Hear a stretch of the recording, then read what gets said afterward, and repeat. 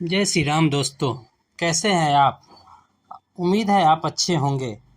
आपका मेरे इस नए यूट्यूब चैनल राम कहानी में स्वागत है। भगवान श्री राम आपके जीवन में सुख शांति और समृद्धि लाए।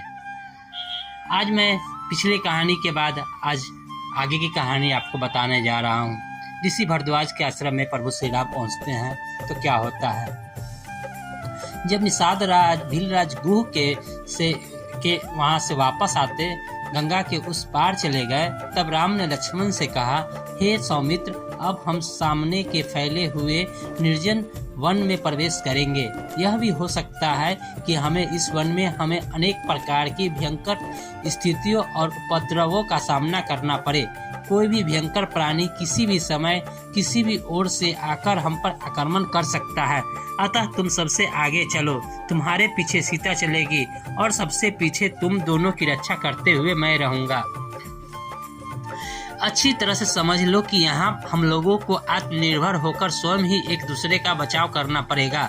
राम की आज्ञा के अनुसार लक्ष्मण धनुष बाण संभाले हुए आगे आगे चलने लगे तथा उनके पीछे सीता और राम उनका अनुसरण करने लगे। वन के भीतर चलते चलते ये तीनों वत्स देश में पहुंचे। यह विचार करके कि कोमलांगी सीता इस कठोर यात्रा में अत्यधिक क्लांत हो गई होगी, वे विश्राम करने के लिए एक वृक्ष के नीचे रुक गए।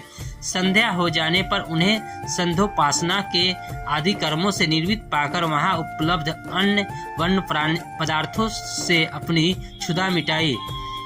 सने सने रात्रि गहराने लगी। राम लक्ष्मण से बोले, भैया लक्ष्मण, इस निर्जन वन में आज हमारी यह प्रथम रात्रि है। जानकी की रक्षा का दायित्व हम दोनों भाइयों पर ही है, इसलिए तुम सिंह की भांति निर्भय एवं सतर्क रहना। ध्यान से सुनो, कुछ दूरी पर अनेक प्रकार के हिंसक प्राणियों के स्वर सुनाई दे रहे हैं। किसी भी क्षण वे इधर आकर तनिक भी अवसर पाकर हम पर आक्रमण कर सकते हैं, इसलिए हे वीर शिरोमणि, किसी भी अवस्था किंचित भी असावधान मत होना। फिर विषय को परिवर्तित करते हुए वे बोले, आज पिताजी अयोध्या में बहुत दुखी हो रहे होंगे और माता केकई उतनी ही आनंदित हो रही होगी। अपने पुत्र को सिंहासन रूढ़ करने के लिए केकई कुछ भी कर सकती है।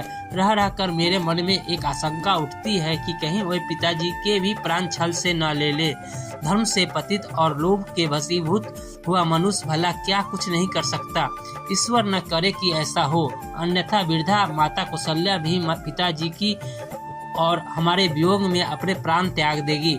इस अन्याय को देखकर मेरे हृदय में अवर्णनीय वेदना होती है। जी चाहता है कि इस निरीह वृद्ध प्राणियों की जीवन की रक्षा के लिए मैं संपूर्ण अयोध्या वासियों को बाणों से विद्ध कर दूं, किंतु मेरा धर्म मुझे ऐसा करने से रोकता है। सत्य जानो कि मैं आज बड़ा दुखी हूँ।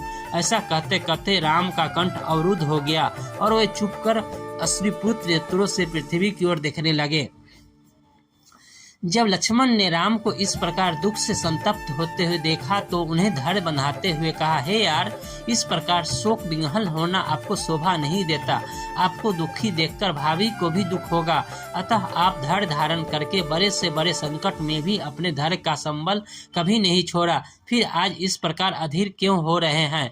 उचित तो यही है कि हम काल की गति को देखें, परखें और उसके अनुसार ही करें। मुझे विश्वास है कि वनवास की अवधि निष्कंटक समाप्त हो जाएगी और उसके पश्चात हम कुशलता पूर्वक वापस अयोध्या लौटकर सुख शांति का जीवन व्यतीत करेंगे। तीर्णों की सैया पर लेटे हुए राम ने निद्रा मग्न हो जाने पर लक्ष्मण संपूर्ण रात्रि निर्भय होकर धनुष बाण संभाले राम और सीता की रक्षात पहरा देते रहे। रात्रि व्यतीत होने पर सूर्योदय से पूर्व ही राम, लक्ष्मण और सीता ने संध्या वंदन आदि से निर्मित होकर त्रिवेणी संगम की ओर प्रस्थान किया। मार्ग में लक्ष्मण ने कुछ वृक्षों के स्वादिष्ट फलों को तोड़कर राम और सीता को दिया तथा स्वयं भी उनसे अपनी क्षुधा शांत की। संध्या होते होते वे गंगा और यमुना के संगम पर पहुंच गए।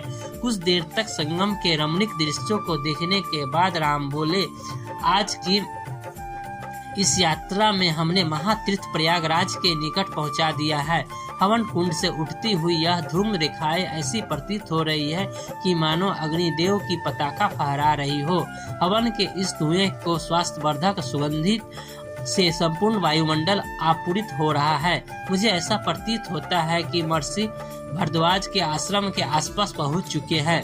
संगम की उस पवित्र स्थली में गंगा और यमुना दोनों ही नदियों कलकल नाद करते हुए प्रवाहित हो रही थी। निकट ही महर्षि भरद्वाज का आश्रम था।